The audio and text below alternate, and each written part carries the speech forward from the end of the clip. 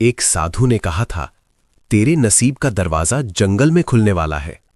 उस दिन कोई नहीं जानता था कि वो दरवाजा एक पुरानी गुफा का मुंह था और उसके अंदर कोई इंसान नहीं, बस एक सवाल इंतजार कर रहा था। तू एक डिश चुन, पर याद रखना, ये चुनाव तेरी जिंदगी बदल देगा या हमेशा के लिए छीन लेगा।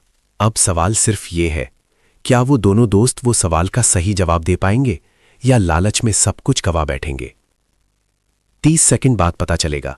बस इतना जान लो, जो आज शुरू होने वाला है उसके बाद तुम किस्मत शब्द को पहले जैसा नहीं बोल पाओगे। एक समय की बात है, घने जंगल के किनारे एक छोटा सा गांव बसा था। सर्दियों की कड़कड़ाती ठंड में पूरा गांव धुंध और कोहरे में डूबा रहता था। गांव वाले बड़े नेकदिल और मेहनती थे। उसी गांव में रहता था विक्रम, एक गरीब मजदूर। दिन भर जंगल से लकड़ी काटकर लाता और बाजार में बेचकर जैसे तैसे पेट पालता था। उस ठंडी सुबह भी विक्रम जंगल में लकड़ी काटते काटते एक बड़े पत्थर पर बैठा सुस्ता रहा था कि अचानक उसके सामने एक बूढ़ा साधु प्रकट हो गया। बेटा, तेरे भाग्य में बड़ा उजाला लिखा है, बस थोड़ी सी सर्दी और सहन कर ले। विक्रम ने ठिठुरते हुए कहा, बाबा, कौन सा उजाला?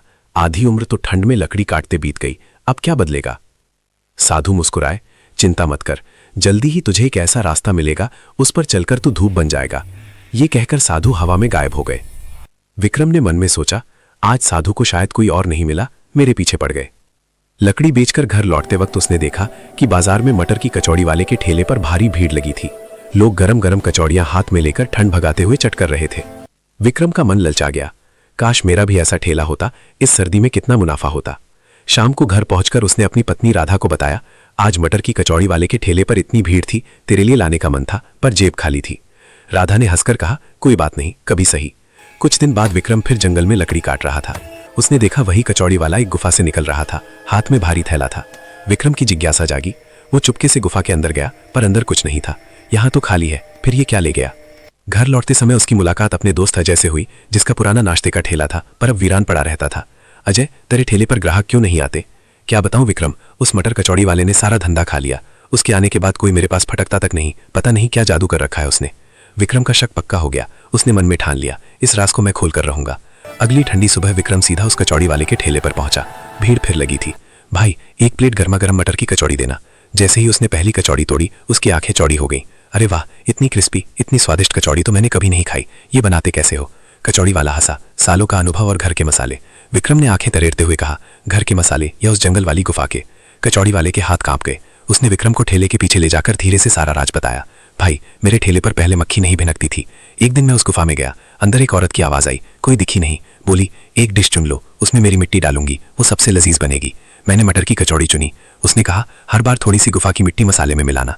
बस उसी दिन से मेरी कचौड़ी का स्वाद 100 गुना बढ़ गया। विक्रम बोला, तो मैं भी वही मिट्टी लाऊंगा। नहीं भाई, जब तक तुझे उस औरत की आवाज ना सुनाई दे, मिट्टी काम नहीं करेगी। मुझे 5वीं बार में आवाज सुनाई दी थी। वो गुफा की ओर चल पड़ा। रास्ते में अजय मिल गया, चेहरा लटका हुआ। कहाँ भागा जा रहा है? सेठ के पास, खुद को गिरवी रखने, कर्ज नहीं चुका पा रहा। विक्रम ने कहा, रुक, मेरे पास इलाज है, पहले सेठ के पास चल। दोनों सेठ के पास पहुंचे। विक्रम ने कहा, सेठ जी, हम दोनों मिलकर अजय का सारा कर्ज 10 दिन में लौटा देंगे, बस इतनी मोहलत दे दो। सेठ ने सोचा और बोला, ठीक है, 10 दिन नहीं चुकाया तो तुम दोनों जिंदगी भर मेरे यहाँ मुफ्त गुलाम रहोगे। बाहर आकर अजय घबरा गया, 10 दिन में पैसा कहाँ से लाएंगे? विक्रम मुस्कुराया, चल, एक राज पता चला है, वही हमारी किस्मत बदल देगा, पहले गुफा चलते हैं। रास्ते में विक्रम ने सारी बात बताई, कचौड़ी वाली का राज, जादुई मिट्टी, रहस्यमयी आवाज। अजय कभी डरता कभी हैरान होता। दोनों उस ठंडी गुफा के अंदर पहुंचे। सन्नाटा था। घंटों इंतजार किया। अजय बेचैन हो गया, भाई कुछ नहीं होने वाला, हमने सेठ से गलत वादा कर लिया। तभी तेज ठंडी हवा चली और एक मीठी औरत की आवाज गूंजी, विक्रम, अजय, एक डिश का नाम बताओ। अजय डर से सिकुड़ गया। विक्रम ने हाथ जोड़कर कहा, हे देवी, हमारी डिश है मटर की कचौड़ी। कुछ पल सन्नाटा, फिर आवाज आई, ठीक है, अब यहाँ की मिट्टी ले जाओ। जब भी मटर की कचौड़ी बनाओ इसमें जरा सी मिट्टी मिलाना, लेकिन याद रखना, लालच मत करना, वरना असर उल्टा हो जाएगा। दोनों ने थोड़ी सी मिट्टी थैले में भरी और खुशी से बाहर निकले। अगली सुबह अजय ने अपना पुराना ठेला फिर सजाया, ठिठुरते हाथों से मसाले में जादुई मिट्टी मिलाई और कचौड़ियाँ तली। खुद चखी तो बोला, अरे वैसी की वैसी ही लग रही है। विक्रम वहां पहुंचा, पागल, हमें तो नहीं लगेगा, दूसरों को लगेगा, इंतजार कर। कुछ ही देर में 2 आदमी ठेले के पास रुके। नाक से कोड़ी। अजय भाई, आज क्या बात है, इतनी लाजवाब खुशबू। अजय ने 2 प्लेट परोसी। जैसे ही उन्होंने पहली कचौड़ी तोड़ी, चिल्ला उठे, अरे ये क्या जादू है, इतनी क्रिस्पी, इतनी स्वादिष्ट मटर की कचौड़ी तो सपने में भी नहीं खाई। बस फिर क्या था, खबर जंगल की आग की तरह फैली। ठेले पर लाइन लग गई, लोग हाथ सेकते हुए एक के बाद एक प्लेट मंगवाते। शाम तक तेल खत्म, आटा खत्म, ठेला खाली। अजय हंसते हुए बोला, भाई 10 दिन क्या, 5 दिन में सेठ का कर्ज उतार दूंगा। विक्रम ने चेताया, बस लालच मत करना, ईमानदारी सबसे बड़ा मसाला है। छठे दिन दोनों सेठ के पास पहुंचे। लीजिए सेठी, आपका पूरा पैसा, सूद समेत। सेठ आंखें फाड़कर देखता रह गया। अरे वाह अजय, 6 दिन में? कहीं लॉटरी तो नहीं लग गई? नहीं सेठ जी, बस अब हमारी मटर की कचौड़ी चल पड़ी है। सेठ मुस्कुराया, अब तो मुझे भी एक प्लेट चखनी पड़ेगी। बाहर आकर विक्रम बोला, अब मैं भी लकड़ी काटना छोड़कर अपना मटर कचौड़ी का ठेला लगाऊंगा।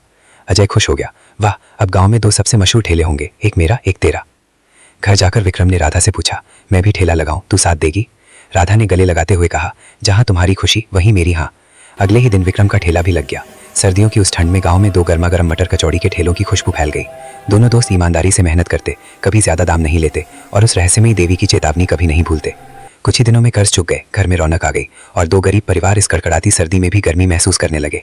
एक जादुई गुफा, थोड़ी सी मिट्टी और ढेर सारी मेहनत ने 2 जिंदगियां हमेशा के लिए रोशन कर दी। कहानी यहीं समाप्त होती है, फिर मिलेंगे एक नई कहानी के साथ, तब तक के लिए अलविदा। अगर आपको ये वीडियो पसंद आई हो तो लाइक सब्सक्राइब करना मत भूलें।